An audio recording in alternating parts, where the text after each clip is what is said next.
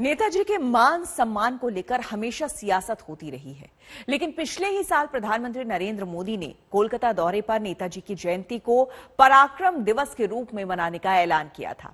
अब सम्मान देने की पहल इंडिया गेट के सामने प्रतिमा के रूप में हो रही है।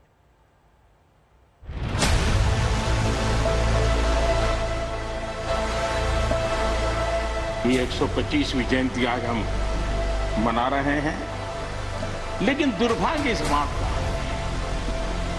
कि जाने अनजाने में नेताजी के इन आदर्शों को भुला दिया।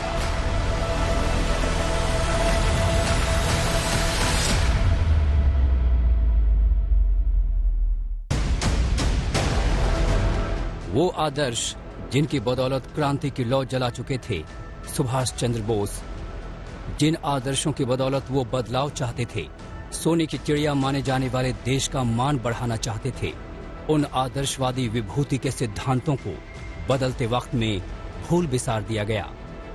नेशनल पॉलिटिक्स में नहीं लाने से आज हम लोग जो देख रहे हैं सांप्रदायिक राजनीति, विभाजन का राजनीति सब दल ने कर रहे हैं, सब पूरा लीडरशिप सब दल का ये कर रहे हैं, वोट बैंक पॉलिटिक्स कर रहे हैं। ये नेताजी का भारत नहीं है। तो नेताजी का भारत आपको लाना है और नेताजी को सही सम्मान देना है, तो आप सांप्रदायिक राजनीति, विभाजन का राजनीति के खिलाफ लड़ाई कीजिए और नेताजी को आदर्श लाइए। यही वो घर है जहां पर नेताजी सुभाष चंद्र बोस रहा करते थे। ये घर मैं आपको दिखा रहा हूं, काफी बड़ा घर है जिसे अब म्यूजियम का रूप दिया गया है और यहीं पर नेताजी को अंग्रेजों ने नजरबंद किया था और अंग्रेजों की नाक के नीचे से उनको पता भी नहीं चला अंग्रेजों को और यहां से पलायन किया था। ये वही गाड़ी है जिसे फिलहाल अभी म्यूजियम के तौर पर रखा गया है लोगों के देखने के लिए, जिसमें वो यहां से भागे थे। और इसी दिन आज से लगभग 1 साल पहले प्रधानमंत्री नरेंद्र मोदी यहीं पर आए थे और तब बंगाल चुनाव से पहले पराक्रम दिवस के तौर पर इस दिन को मनाने की घोषणा की गई थी, नेताजी की जयंती को। साल भर पहले की ही बात है, कोलकाता पहुंचे प्रधानमंत्री मोदी ने तभी नेताजी की जयंती को पराक्रम दिवस के रूप में मनाने का अहम फैसला किया था।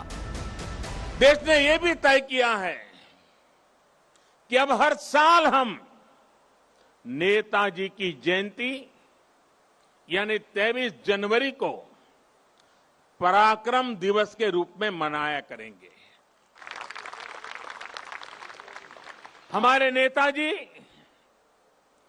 भारत के पराक्रम की प्रतिमूर्ति भी है और प्रेरणा भी है। नेताजी के आदर्शों की ही देन थी कि वो अपने मकसद से टस से मस नहीं हुए, सिर्फ और सिर्फ देश की आजादी का सपना देखा, देश की मिट्टी के लिए मर मिटने की कसम खाकर आंदोलन की नींव रख दी।